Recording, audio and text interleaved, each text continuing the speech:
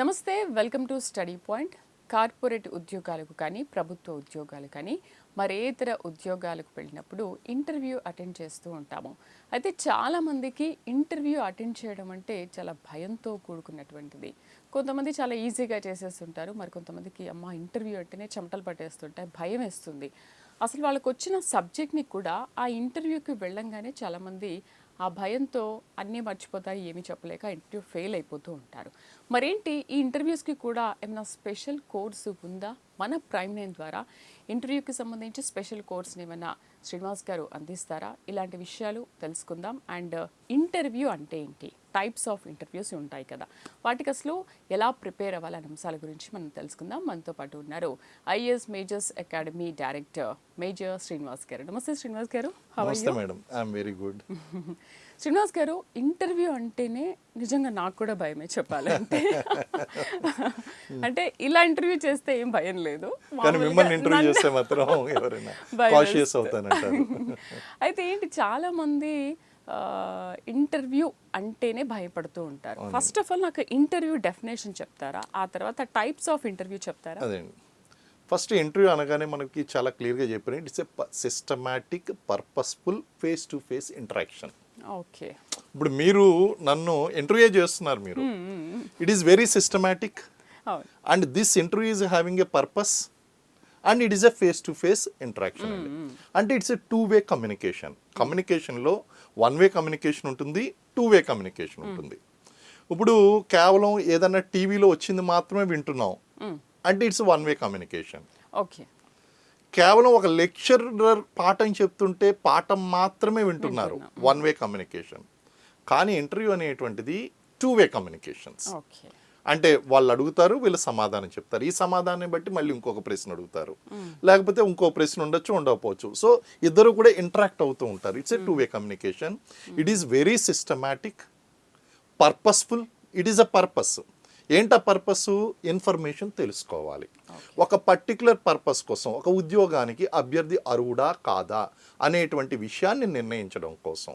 ఎందుకంటే వీళ్ళ లైఫ్ మొత్తం కూడా ఒక 25 సంవత్సరాలు చదువుకుంటారు, 21 సంవత్సరాలు చదువుకుంటారు, గ్రాడ్యుయేషన్ పూర్తి చేస్తారు, పోస్ట్ గ్రాడ్యుయేషన్ పూర్తి చేస్తారు. వీళ్ళ మొత్తం చదువునంతా కూడా కేవలం డిసైడ్ చేసేది కేవలం 30 నిమిషాలు మాత్రమే. ఇంత చదువుకున్నా మీకు ఎంతైనా తెలుసు ఉండొచ్చండి, నాలెడ్జ్ అనేటువంటి చాలా ఉండొచ్చు, కానీ ఆ 30 నిమిషాల ఇంటరాక్షన్లోనూ ఆ purposeful systematic face to face interaction ఏదైతే ఉందో ఆ ఇంటరాక్షన్లో మీకు తెలుసు అనేటువంటి విషయాన్ని అక్కడ ఇంటర్వ్యూ బోర్డుకి తెలియచేయాలి. తర్వాత మీరు ఎంతైనా నాలెడ్జ్ ఉండొచ్చు, మీరు గోల్డ్ మెడల్ అయి ఉండొచ్చు, అద్భుతమైనటువంటి నాలెడ్జ్ ఉండొచ్చు, ఏది ఉన్నప్పటికీ కూడా ఆ 30 నిమిషాల్లో గనక మీరు ఆ విషయాన్ని అక్కడ చెప్పలేకపోతే, ఆ ఇంటర్వ్యూ బోర్డు మెంబర్కి చెప్పకపోతే అక్కడ మీ ఇంటర్వ్యూ అనేటువంటిది ఫెయిల్ అవుతుంది. కాబట్టి ఈ పర్పస్ఫుల్ సిస్టమాటిక్ ఇంటరాక్షన్ ఏదైతే ఉందో ఈ ఇంటరాక్షనే ఇంటర్వ్యూ అంటాం. మరో మాట కూడా అంటానండి, ఇంటర్వ్యూ అన్ని నేను ఎలా డిఫైన్ చేస్తానంటే పర్సనల్గా, ఇంటర్వ్యూ ఈజ్ నథింగ్ బట్ ఏ ఇన్నర్వ్యూ. ఒక అభ్యర్థి మనసులో ఉన్నటువంటి విషయాన్ని తెలుసుకోవాలి. అంటే ప్రభుత్వ ఉద్యోగానికి సపోజ్ ఫర్ ఎగ్జాంపుల్ నేను ప్రభుత్వ ఉద్యోగం అని అన్నానండి.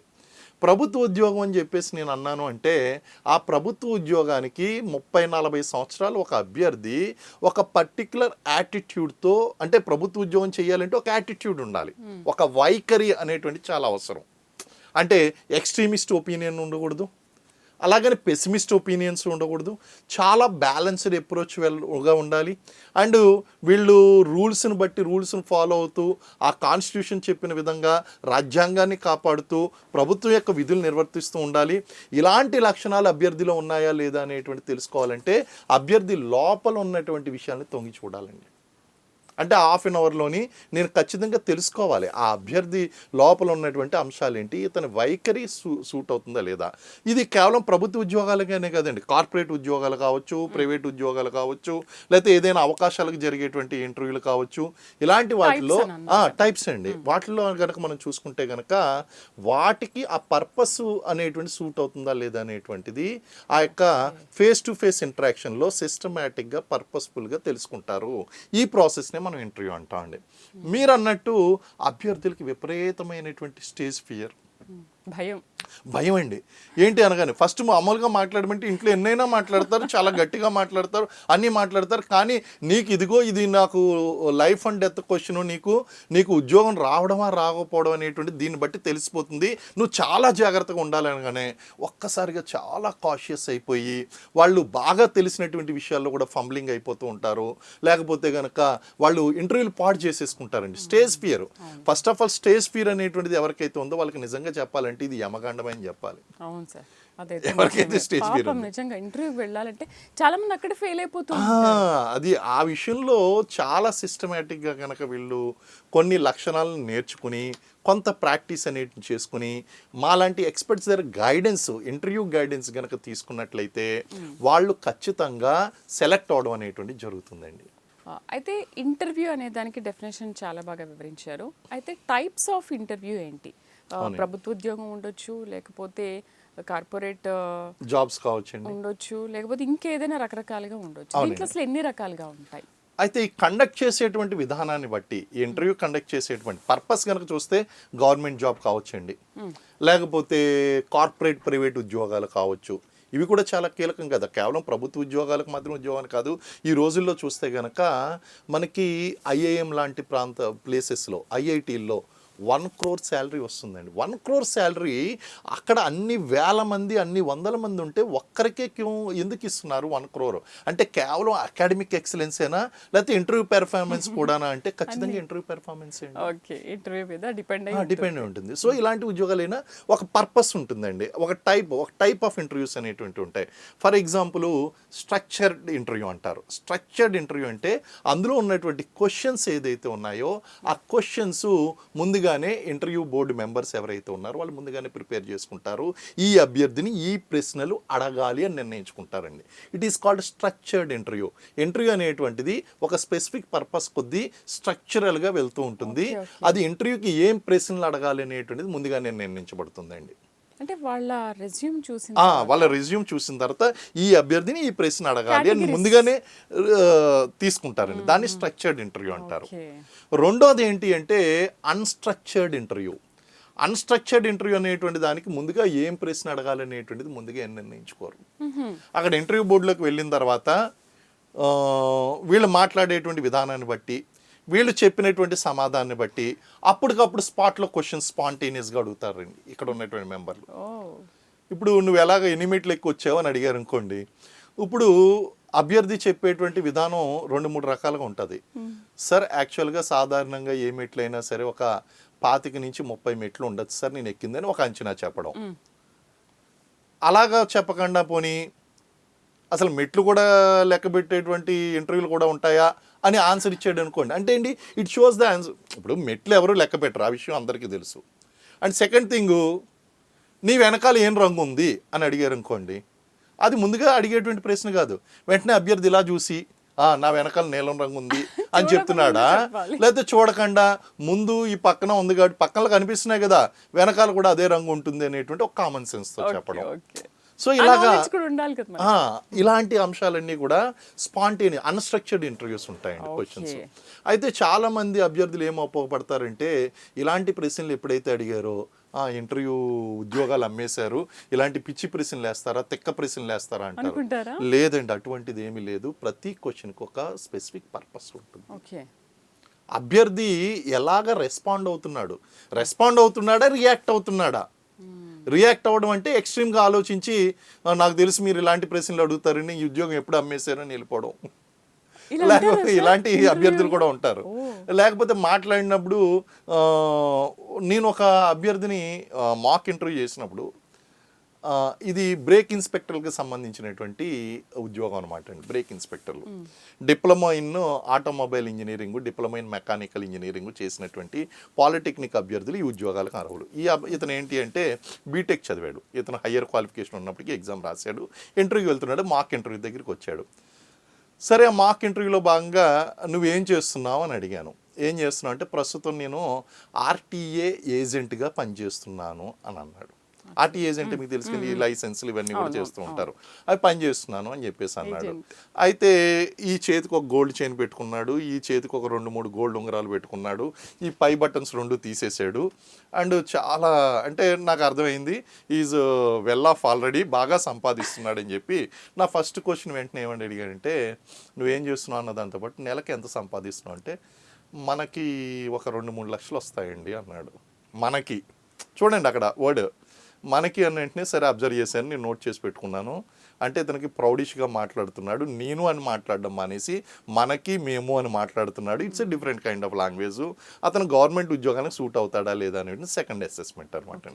ఆ తర్వాత ఏ ప్రశ్న అడిగినా సరే మేము, మనకి, మనం ఇలాంటి మాటలు ఉపయోగిస్తున్నాడు. అంటే అది ప్రౌడిష్నెస్ని సూచిస్తుందండి. ఇంటర్వ్యూ బోర్డులో ప్రౌడిష్నెస్ని సూచిస్తుంది. వెంటనే ఆ అబ్బాయికి చెప్పాను, చూడమ్మా ఫస్ట్ ఆఫ్ ఆల్ నువ్వు మెడలో ఉన్నటువంటి చైన్ తీసేయాలి, పై బటన్ ఏదైతే ఉందో ఆ బటన్స్ అనేటువంటి జాగ్రత్తగా పెట్టుకోవాలి, ఈ ఉంగరాలు తీసేయాలి, ఇవన్నీ అని చెప్పడం జరిగింది. చెప్పిన తర్వాత ఆ విధంగా ఫాలో అంటే అతను it is very hard to avoid that kind of behaviour అండి. అన్నీ చేయించగలిగాను కానీ అతని దగ్గర నుంచి మనం అనేటువంటి మాటను తీయలేకపోయాను. అంటే అది అలవాటు అయిపోయిందండి, అతనికి అవాయిడ్ చేయలేకపోయాడు. దాదాపు ఒక 5 సంవత్సరాలుగా ఆర్టీఏ ఏజెంట్గా పనిచేస్తున్నాడు, బాగా సంపాదిస్తున్నాడు. సంపాదించేసరికి ఆ ప్రౌడిష్నెస్ అలవాటు అయిపోయింది. గవర్నమెంట్ ఉద్యోగానికి ఉండవలసినటువంటి లక్షణాలు అక్కడ కనిపించడం లేదు. నేను మనసులో అనుకున్నాను ఇతను కొంచెం, నేను చెప్పేశాను నువ్వు ఈ లాంగ్వేజ్ కనుక మార్చుకోకపోతే నువ్వు సెలెక్ట్ అవ్వమని. ఇతను ఎంత ప్రయత్నించినా అది మార్చుకోలేకపోయాడు. అన్ఫార్చునేట్లీ ఈ గాట్ రిజెక్టెడ్ ఆల్సో. సో ఇలాగా అన్స్ట్రక్చర్డ్ ఇంటర్వ్యూలోను స్ట్రక్చర్డ్ ఇంటర్వ్యూలోను వివిధ మెథడ్లో ఈ క్వశ్చన్స్ అడగడం. ఇప్పుడు ఎప్పుడైతే ఇలాంటి అభ్యర్థి కనిపించాడో ఆ స్ట్రక్చర్డ్ మెథడ్ బదులు అన్స్ట్రక్చర్డ్కి వెళ్ళిపోద్దండి ఇంటర్వ్యూ. దీన్ని ఏమంటారంటే సెమీ స్ట్రక్చర్డ్ ఇంటర్వ్యూ అంటారు. ఇలాంటి అభ్యర్థులు కనిపించినప్పుడు సెమీ స్ట్రక్చర్డ్ ఇంటర్వ్యూకి వెళ్ళిపోతుంది. అంటే ముందుగా వాళ్ళు ఏమనుకుంటారంటే కొన్ని ప్రశ్నలు అడగాలని నిర్ణయించుకుంటారు, అది స్ట్రక్చర్డ్గా మొదలవుతుంది. తర్వాత ఎప్పుడైతే ఇలాంటి క్వాలిటీస్ ఉన్నటువంటి అభ్యర్థులు కనిపిస్తారో క్వశ్చన్స్ అన్స్ట్రక్చర్డ్గా పడతాయన్నమాట అండి. ఇంకా అన్స్ట్రక్చర్డ్గా పడినప్పుడు దాన్ని సెమీ స్ట్రక్చర్డ్ ఇంటర్వ్యూ అంటారు. అంటే కొంత స్ట్రక్చర్డ్ క్వశ్చన్స్, కొన్ని అన్స్ట్రక్చర్డ్ క్వశ్చన్స్తో కాంబినేషన్ జరుగుతుంది. ఆ థర్డ్ టైప్ ఆఫ్ ఇంటర్వ్యూ అండి. నెక్స్ట్ ఇండివిజువల్ ఇంటర్వ్యూ అంటారు. ఇండివిజువల్ ఇంటర్వ్యూ అంటే సాధారణంగా ఏం జరుగుతుందంటే ఇలాంటి కార్పొరేట్ ఉద్యోగాలకు కానీ లేదా గవర్నమెంట్ ఉద్యోగాలకు కానీ వెళ్ళేటప్పుడు 1-to-1 అనమాట అండి. ఒక్కరినే ఇంటర్వ్యూ చేస్తారు. 10 మందిని గ్రూప్ ఇంటర్వ్యూస్ అని కూడా ఉంటాయి. గ్రూపులు కాకుండా ఒక ఇంటర్వ్యూ ఉంటుందండి. 1 పర్సన్ చేస్తారు, దాన్ని ఇండివిజువల్ ఇంటర్వ్యూ అంటారు. అక్కడ అందరూ ఉన్నప్పటికీ కూడా వాళ్ళిద్దరి మధ్య జరుగుతుంది. బోర్డు కూడా ఒక పర్సన్ ఉంటాడు. ఓకే, బోర్డులో ఉండేటువంటి వ్యక్తి కూడా ఒక్కరే ఉంటారు, దాన్ని ఇండివిజువల్ ఇంటర్వ్యూ అంటారు. నెక్స్ట్ ప్యానల్ ఇంటర్వ్యూ అని ఉంటుందండి. ఈ ప్యానల్ ఇంటర్వ్యూలో ఏం జరుగుతుందంటే ఒక 3 లేదా 2 లేదా 5 ఒక ప్యానల్గా నెంబర్ అనేటువంటిది ఉంటుందండి. ఈ ప్యానల్ ఇంటర్వ్యూలో ఏం జరుగుతుందంటే ఒక్కొక్క అంశాన్ని ఒక్కొక్కరు చెక్ చేస్తూ ఉంటారు. సబ్జెక్ట్ని చెక్ చేసేటువంటి వాళ్ళు ఒకరు, సైకాలజిస్ట్ ఒకరు, అలాగే వీళ్ళు ఎంచుకోబోయేటువంటి రంగానికి సంబంధించినటువంటి ఎక్స్పర్ట్ ఒకరు. ఇలా సబ్జెక్ట్ ఎక్స్పర్ట్లు, సైకాలజిస్టులు, అలాగే వీళ్ళు చేయబోయే ఉద్యోగానికి సంబంధించినటువంటి నిష్ణాతులు, వీళ్ళందరూ కూడా బోర్డు ప్రెసిడెంటు లేదా వైస్ ప్రెసిడెంటు, ఇలాంటి వాళ్ళందరూ కూడా ఒక ప్యానల్గా ఏర్పడి ఒక్కసారి 5-6 కలిపి ఒక వ్యక్తిని ఇంటర్వ్యూ చేస్తారు. నిజంగా అభ్యర్థులకి చెమటలు పట్టేటువంటి విషయం. వాళ్ళు ఎలా కాసుకుని ఉన్నారు, ఇప్పుడు నేను ఒక్కడనే ఇంటర్వ్యూ చేయాలి అని భయపడుతుంటారు. ఇది ప్యానల్ ఇంటర్వ్యూ అంటుంటారు అనమాట అండి. ఇలాగ మనం చూసుకుంటూ ఉంటే గవర్నమెంట్ ఉద్యోగానికి జరిగేటువంటి ఇప్పుడు సపోజు మేము ఆర్మీ ఉద్యోగానికి వెళ్ళినప్పుడు మాకు ప్యానల్ ఇంటర్వ్యూస్ కూడా ఉంటాయి. ఇండివిజువల్ ఇంటర్వ్యూతో పాటు ప్యానల్ ఇంటర్వ్యూస్ అని ఉంటాయండి. ఆ ప్యానల్ ఇంటర్వ్యూస్లో కనీసం ఒక 10 మంది కూర్చుంటారండి. డిఆర్డిఓ సైకాలజిస్టులు ఉంటారు, ఒక మేజర్ జనరల్ కానీ లేకపోతే ఒక బ్రిగేడియర్ ర్యాంకు, కల్నల్ ర్యాంక్ ఉన్నటువంటి బోర్డు ప్రెసిడెంటు, డిప్యూటీ ప్రెసిడెంటు ఉంటారండి. వాళ్ళతో పాటు జీటీఓలు ఉంటారు, గ్రూప్ టెస్టింగ్ ఆఫీసర్లు అని చెప్పి ఆర్మీ, మొత్తం ఒక 10 మంది ఉంటారు. 10 మంది కలిపి మమ్మల్ని ఇంటర్వ్యూ చేస్తారు. ఈ 10 మంది కూడా ఓకే అనాలి. ఇక్కడ ఏంటి అనేటువంటిది చూస్తే కనుక 10 మంది ఒక్కరు ఓకే అంటే కాదు, 10 మంది కూడా ఓకే అనాలి. మనం ఇచ్చేటువంటి ఆన్సర్కి సైకాలజిస్ట్ ఓకే అనాలి, బోర్డు ప్రెసిడెంట్ ఓకే అనాలి, జీటీఓలు ఓకే అనాలి. అందరూ ఓకే అన్న తర్వాత సెలెక్ట్ చేస్తారండి. ద టఫెస్ట్ ఇంటర్వ్యూ అంటే ఎస్ఎస్బి ఇంటర్వ్యూ. సో ఇలాగా డిఫరెంట్ టైప్స్ ఆఫ్ ఇంటర్వ్యూస్ అనేటువంటివి జరుగుతాయి అన్నమాట. అమ్మో అసలు టైప్స్ ఆఫ్ ఇంటర్వ్యూస్ చెప్తుంటే భయం వేస్తుంది సార్. లేదండి, ఇది జాగ్రత్తగా మనం అవగాహన తెచ్చుకుని గైడెన్స్ ఒక్కటండి. ఎవరు పుడుతుంతోనే ఇంటర్వ్యూ గైడెన్స్ పాస్ అయిపోయేలాగా ఇంటర్వ్యూల కోసమే పుట్టరు. అవును. Every person including you and me మనం నేర్చుకున్న తర్వాతే మనం ఎదిగేటువంటి క్రమంలో అందరం నేర్చుకుంటూ ఉంటాము. కాకపోతే ఫీల్డ్ డిఫరెంట్ గా ఉంటాయి కాబట్టి ఆ ఫీల్డ్ తగ్గట్టుగా ఇంటర్వ్యూస్ అనేవి గైడెన్స్ తీసుకోవాలి. ఎవరు కూడా గైడెన్స్ తీసుకోకుండా వాళ్ళు సక్సెస్ కారండి. గైడెన్స్ తీసుకోవాలి. ఎందుకంటే ఇక్కడ చెప్పాను ఆ 30 నిమిషాలు అనేటువంటి చాలా కీలకం. మనకి తెలుసు అనేటువంటి విషయాన్ని ఎలా ప్రొజెక్ట్ చేయాలి అన్నది చాలా కీలకం అండి. ఇందులో పొరపాటు చేసాము అంటే స్వయం కృతాపరాధాలు అంటారు. ఆ సెల్ఫ్ గోల్లో పడిపోయి ఉద్యోగాన్ని అవకాశాన్ని పోగొట్టుకుంటారు. అవును సార్. అదేండి. అయితే మిగతా క్వశ్చన్కి వెళ్ళే ముందు మన Prime9 ద్వారా ఇంటర్వ్యూకి సంబంధించి ఏమైనా కోర్స్ అలాంటివి ఏమైనా ఉన్నాయా? కండక్ట్ చేస్తారా మీరు? ఇంట్రెస్ట్ ఉన్న వాళ్ళు కనుక వస్తే. ఇప్పుడు ఎవరైనా సరే మనకి ఇంటర్వ్యూ అనేటువంటిది అందరికీ కూడా చాలా సమస్యాత్మకమైనటువంటి అంశం కాబట్టి ఎవరైనా సరే అది ప్రైవేట్ ఉద్యోగం కావచ్చు, కార్పొరేట్ ఉద్యోగం కావచ్చు, గవర్నమెంట్ జాబ్స్ కావచ్చు, ఎవరైనా సరే మీరు ఇంటర్వ్యూకి వెళ్ళాలి అనుకున్నప్పుడు కనీసం 1 నెల రోజుల ముందు కానీ 15 రోజుల ముందు కానీ ఆఖరికి వారం రోజుల ముందు వచ్చినా సరే నేను గ్యారంటీ ఇస్తున్నాను మిమ్మల్ని ఇంటర్వ్యూలో ఏం ప్రశ్నలు అడుగుతారన్నది కూడా నేను చెప్తాను. ఎందుకంటే ఇప్పుడు నేను కొన్ని ప్రశ్నలు చెప్తానండి. ఆ ప్రశ్నలు వాళ్ళకి రావచ్చేమో తప్ప ఇండివిజువల్ బయోడేటాను ఆధారంగా చేసుకుని ఏం ప్రశ్నలు వస్తాయి అనేటువంటిది కనీసం ఒక 100-200 ప్రశ్నలకి నేను ప్రిపేర్ చేస్తాను. ప్రిపేర్ చేసి వాటికి ఆన్సర్స్ ఎలాగా, ఎందుకంటే మీరు మా Prime9 ద్వారా వచ్చి మా ద్వారా గైడెన్స్ కనుక మీరు తీసుకున్నట్లయితే నేనేం చేస్తానంటే మీరు చెప్పినటువంటి ఆన్సర్స్లో ఏమన్నా పొరపాట్లు ఉంటే వాటిని కూడా కరెక్ట్ చేసి ఎలా చెబితే గనక మీరు సెలెక్ట్ అవుతారు అనేటువంటి విషయంపై నేను గైడెన్స్ అనేటువంటిది ఇవ్వడం జరుగుతుంది. మన Prime9 ద్వారా ఈ కార్యక్రమం చేస్తామండి. కాబట్టి మీకు ఇంటర్వ్యూ అనేటువంటిది మీకు కాల్ లెటర్ వచ్చిందా ఇమీడియట్గా మన యొక్క నెంబర్కి కాల్ చేసినట్లయితే, ఎందుకంటే గతంలో నేను ఇచ్చినటువంటి ఇంటర్వ్యూ గైడెన్స్లో సెలెక్ట్ అయినటువంటి వాళ్ళు సివిల్ సర్వీసెస్ దగ్గర నుంచి ఈ యొక్క కార్పొరేట్ ఉద్యోగాల వరకు చాలామంది అభ్యర్థులు నా గైడెన్స్ తీసుకుని వాళ్ళు లబ్ధి పొందారు. కాబట్టి వాళ్ళకి వస్తే కనుక వాళ్ళకి ప్రశ్నలు ఏం అడుగుతారనేది నేను ముందుగానే ఊహించగలుగుతానండి. వాళ్ళ బయోడేటాని బట్టి, వాళ్ళ ఎడ్యుకేషనల్ బ్యాక్గ్రౌండ్ బట్టి, ఫ్యామిలీ బ్యాక్గ్రౌండ్ బట్టి, వాళ్ళ యొక్క సోషల్ బ్యాక్గ్రౌండ్ బట్టి, వాళ్ళ యొక్క పర్సనల్ క్వాలిటీస్ని బట్టి ఎలాంటి ప్రశ్నలు పడతాయి అనేటువంటిది ముందుగానే ఊహించి ప్రశ్నలు తయారు చేయడం అనేటువంటి జరుగుతుందండి. కాబట్టి ఈ అవకాశాన్ని తప్పకుండా ఉపయోగించుకోండి. సో ఇంటర్వ్యూకి మీరు సార్ చెప్పే ఆ కోర్స్కి మీరు అటెండ్ అవ్వాలి అనుకున్న వాళ్ళు కింద స్క్రోలింగ్లో కనిపిస్తున్న నెంబర్స్కి కాల్ చేస్తే మీరు ఆ కోర్స్కి అటెండ్ అవ్వచ్చు, సార్ని కన్సల్ట్ అవ్వచ్చు. ఓకే సార్, ప్రభుత్వ ఉద్యోగానికి ప్రైవేటు ఉద్యోగానికి వెళ్ళే ఇంటర్వ్యూలో కూడా తేడాలు ఏమైనా ఉంటాయా? దానికి దీనికి ఏంటి? ఉన్నాయి. ఇప్పుడు గవర్నమెంట్ జాబ్ అనగానే ఒక స్పెసిఫిక్ పర్పస్ కోసం ఈ గవర్నమెంట్ పట్ల సదాభిప్రాయం ఉందా లేదా, అలాగే ఫ్యూచర్లో ఇతను నిజాయితీగా పనిచేస్తాడా లేదా, ఇలాంటి స్ట్రక్చర్డ్ ఇంటర్వ్యూలకి ఎక్కువగా వెళ్తూ ఉంటాయండి. స్ట్రక్చర్డ్ ఇంటర్వ్యూలు ఎక్కువగా ఉంటాయి ఈ గవర్నమెంట్ జాబ్స్కి. కార్పొరేట్ ఉద్యోగాలకి అయితే కనుక స్కిల్ సెట్కి ఎక్కువగా ప్రాధాన్యత ఇస్తూ ఉంటారండి. అంటే ఒక సాధారణంగా వీళ్ళకి టీంలో అడ్జస్ట్ అయ్యేటువంటి క్వాలిటీస్, మినిమం క్వాలిటీస్ ఉన్నాయో లేదో చూసుకున్న తర్వాత ఆ తర్వాత వీళ్ళ ఉద్యోగాలన్నీ కూడా టెంపరీ ఇన్ నేచర్ ఉంటాయండి. వీళ్ళంతా కూడా ప్రైవేట్ జాబ్స్ అనేటువంటివి చాలా ఈజీ. కానీ గవర్నమెంట్ జాబ్ అనేటువంటి పర్మనెంట్ ఇన్ నేచర్. ఒకసారి జాబ్లోకి వెళ్ళిన తర్వాత నీ పెర్ఫార్మెన్స్ బాగాలేదు తీసేస్తున్నావు అనేటువంటి క్వశ్చన్ ఉండదు.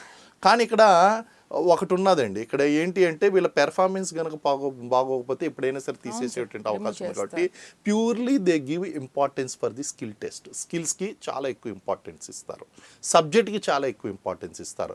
దాంతోపాటు minimum social adjustment, minimum leadership qualities, ఇతర క్వాలిటీస్ మినిమం ఉంటే చాలండి. కానీ ఇక్కడ గవర్నమెంట్ జాబ్స్ విషయంలో కనుక తీసుకున్నట్లయితే ఇట్స్ వెరీ స్ట్రక్చరల్ ఇంటర్వ్యూ. ఒకసారి జాబ్ వచ్చిందంటే 30-40 సంవత్సరాలు ఆ వ్యక్తి పనిచేస్తాడు. కాబట్టి చాలా కీలకంగా అభ్యర్థికి ఉన్నటువంటి యాటిట్యూడ్ని పూర్తిగా అంచనా వేయవలసినటువంటి అవసరం ఉందండి. ఎక్కడైనా అక్కడైనా చాలా ఇంపార్టెంట్. అలాగే కార్పొరేట్ ఇంటర్వ్యూల దగ్గరికి వచ్చేసరికి ఇక్కడ గ్రూప్ డిస్కషన్స్ లాంటివి పెడుతూ ఉంటారు. గవర్నమెంట్ జాబ్లో ఓన్లీ ఫ్యూ మినిమం జాబ్స్లో తప్ప ఎందులోనూ కూడా ఈ గ్రూప్ డిస్కషన్స్ అనేటువంటివి లేవు. ఆర్మీ జాబ్స్కి గ్రూప్ డిస్కషన్స్ కంపల్సరీ. అలాగే బ్యాంక్ జాబ్స్, కొన్ని బ్యాంక్ జాబ్స్లో కూడా గ్రూప్ డిస్కషన్స్ అనేటువంటి కండక్ట్ చేస్తూ ఉంటారు. కానీ అన్ని గవర్నమెంట్ జాబ్స్కి గ్రూప్ డిస్కషన్స్ అనేటువంటివి ఉండవు, కానీ ప్రైవేట్ జాబ్స్లో మాత్రం గ్రూప్ డిస్కషన్స్కి చాలా కీలకమైనటువంటి పాత్ర ఉంటుందండి. దీంతో పాటు సైకోమెట్రిక్ టెస్ట్లు అని చెప్పేసి పెడుతూ ఉంటారు. సైకోమెట్రిక్ టెస్ట్లని అభ్యర్థి యొక్క మానసిక స్థితిని అంచనా వేయడం కోసం వీటి మీద. అలాగే నెక్స్ట్ వీళ్ళ యొక్క బ్యాక్గ్రౌండ్ వెరిఫికేషను వీటికి అన్నిటికీ కూడా చాలా కీలకమైనటువంటి ప్రాధాన్యత ఇవ్వబోతుంది. అలాగే అంతకుముందు చేసినటువంటి ఉద్యోగ అర్హతలను బట్టి వీళ్ళకి సాధారణంగా జాబ్ వచ్చేస్తూ ఉంటుంది కార్పొరేట్లో. కానీ గవర్నమెంట్లో మాత్రం అలా కాదండి. గవర్నమెంట్లో చాలా స్ట్రక్చర్డ్గా వీళ్ళకి పర్టిక్యులర్ యాటిట్యూడ్ అనేటువంటి చెక్ చేస్తారు, నిజాయితీని చెక్ చేస్తారు, హార్డ్ వర్క్ని చెక్ చేస్తారు, కమ్యూనికేషన్ స్కిల్స్ని చెక్ చేస్తారు. ఇవన్నీ ఇక్కడ అవసరమైనప్పటికీ కూడా ప్యూర్గా దీని మీదే బేస్ అయ్యి గవర్నమెంట్ జాబ్స్ అనేటువంటి ఇవ్వడం జరుగుతుంది. సార్ ఒక డౌట్, గ్రూప్ డిస్కషన్స్ అంటే ఏంటి? దాంట్లో గ్రూప్ డిస్కషన్స్ అనేటువంటి కనుక చూసినట్లయితే ఒక 5 నుంచి 10 మంది అభ్యర్థులను ఒక గ్రూప్గా క్రియేట్ చేస్తారు. ఒక టాపిక్ ఇచ్చి వాళ్ళని ఒక గ్రూప్గా క్రియేట్ చేసి వాళ్ళని డిస్కస్ చేయమని చెప్పేసి అడుగుతారు. ఆ డిస్కస్ చేసినప్పుడు చాలా విషయాలు బయటపడతాయండి. కారణం ఏంటి అంటే కొత్త అందరూ ఏమనుకుంటారంటే నేను అందరికంటే ఎక్కువ మాట్లాడితే, అందరికంటే బాగా మాట్లాడితే నేను సెలెక్ట్ అవుతాను అనుకుంటాను. కొంతమంది వెంటనే ఏం చేస్తారంటే ఎవరిని మాట్లాడినవారు ఆ గ్రూప్లో ఎవరిని మాట్లాడినివ్వకుండా అతను ఒక్కడే చెప్పుకుంటూ వెళ్తాడండి, సెలెక్ట్ అవ్వడం. ఇంకొక అభ్యర్థి ఉన్నాడు, ఇతను ఏం చేస్తాడంటే సందర్భాన్ని బట్టి కరెక్ట్ చేస్తూ ఉంటాడు. సరే మీరు ఆ విధంగా చెప్పారు, అది కరెక్టే, కానీ నా ఒపీనియన్ ప్రకారం నేను ఇలా అనుకుంటున్నాను అని చెప్పి అతను చెప్పడంతో పాటు ఆగండి మీరు అస్తమానం మీరే మాట్లాడుతున్నారు కదా, చాలాసేపటి నుంచి ఈయన ఖాళీగా ఉన్నాడు, ఇతనికి కూడా ఒక అవకాశం ఇద్దాం అని చెప్పేసి కలుపుతూ ఉంటాడు. అంటే ఏంటి, గ్రూప్తో ఇంటరాక్ట్ అవుతాడండి. గ్రూప్ను కమాండ్ ఒకటే చేయడు, లేదా మొత్తం అవకాశం ఒక్కడే తీసేసుకోడు. గ్రూప్లో ఉన్నటువంటి వాళ్ళందరికీ అవకాశం కల్పించడానికి ట్రై చేస్తాడు. వెంటనే ఇప్పుడు ఎలాంటి అభ్యర్థి సెలెక్ట్ అవ్వడానికి అవకాశం ఉంటుందంటే సబ్జెక్ట్ని కరెక్ట్గా మాట్లాడేటువంటి వ్యక్తి, టీంలో ఉన్నటువంటి వాళ్ళందరికీ అవకాశం ఇచ్చేటువంటి వ్యక్తి, ఇటువంటి వాళ్ళు సెలెక్ట్ అవ్వడానికి అవకాశం ఉంటుంది. అంటే ఒక గ్రూప్ డిస్కషన్లో అందరూ ఏమనుకుంటారంటే కేవలం ఒక సబ్జెక్ట్ని మాత్రమే చెక్ చేస్తారనుకుంటారు. తప్పు. కరెక్షన్ చేయాలి, పాయింటే మాట్లాడాలి, పాయింట్ని తీయాలి, దాంతోపాటు అందరికి అవకాశం ఇవ్వాలి, ఒక టీంని కలుపుకుంటూ వెళ్ళాలి. These are the leadership qualities అనమాట అండి. టీమ్ లీడర్ అని కూడా, టీమ్ లీడర్షిప్ క్వాలిటీస్ ఇలాంటివన్నీ కూడా అబ్జర్వ్ చేస్తూ ఉంటారు. అంటే ఈజ్ నాట్ సెల్ఫిష్ కాదు, అందరినీ ముందుకు తీసుకుని వెళ్తూ ఉంటాడు. ఇలాంటి క్వాలిటీస్ అన్ని అబ్జర్వ్ చేస్తుంటారు. గ్రూప్ డిస్కషన్స్ అనేటువంటి ఆ విధంగా ఒక పర్సన్, ఇక్కడ సబ్జెక్ట్ ఎక్స్పర్ట్స్ ఎవరైతే ఉన్నారో వాళ్ళు అబ్జర్వ్ చేస్తూ ఉంటారు. Subject parameter, social parameter, individual parameter, వాటికి మార్క్స్ వేస్తూ ఉంటారు. అంటే సబ్జెక్ట్ పరంగా ఇతను కరెక్ట్ మాట్లాడుతున్నాడు, లేకపోతే సోషల్ పారామీటర్ అందరికీ అవకాశాలు ఇస్తున్నాడు, లేకపోతే ఇండివిజువల్ పారామీటరు అభ్యర్థి సెన్స్తో మాట్లాడుతున్నాడు, లాజికల్గా మాట్లాడుతున్నాడు. వీటికి అన్నిటికీ టిక్ పెట్టుకుంటూ వెళ్తారు. దాన్ని గ్రూప్ డిస్కషన్ అంటామండి.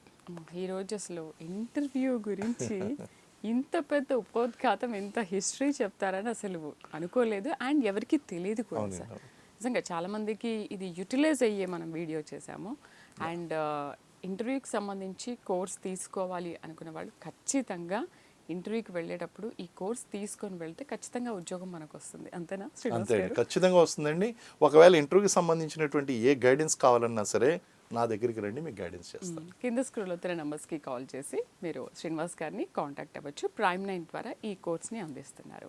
Right sir, thank you very much. అసలు నాకైతే ఇంకా వినాలని అనిపిస్తుంది. Really it's very good interview video. Thank you very much. Thank you అండి. Thank you. ఇది వాళ్ళ స్టడీ పాయింట్. మరొక అంశంతో మళ్ళీ కలుద్దాం. నమస్తే.